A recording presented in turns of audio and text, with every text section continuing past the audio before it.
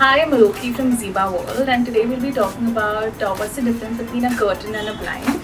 And so I'm sure you all will know that a curtain is something which is longer and has beautiful drapes, and it kind of has a lot of gathering. So there are different types of curtains. There are eyelets, there are loop curtains. Something which we have here right now is an American pleat curtain where it's put on a rod. So it kind of gives a beautiful drape, and it has a three-pleat curtain, a three-pleat joint, and then it has like a beautiful fall. So it gives a lot of gathering in the curtain. This behind is a blind. There are different types of blinds. There are roller blinds, there are Roman blinds.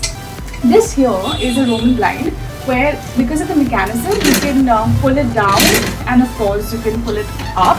Usually we use blinds in a smaller window, because what happens is in a smaller window is that we don't want so many gathers in the curtains, so we suggest that you use blinds for smaller windows. When you have big windows or French windows, it looks beautiful if you have like long curtains. It kind of gives a longer length to your room.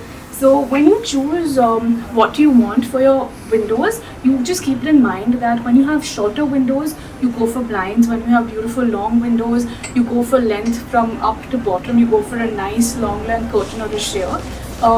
You can use these blinds in an office space, or you can use it in a living room or a bedroom where your windows are a little like short. Also, if you have like a short window and if you have like a table or a console or a furniture below, it's always advisable to use a blind so your curtain doesn't interrupt with your furniture below. So yeah, these are like small tips for you so that it will help you next time if you're choosing for a blind or a curtain.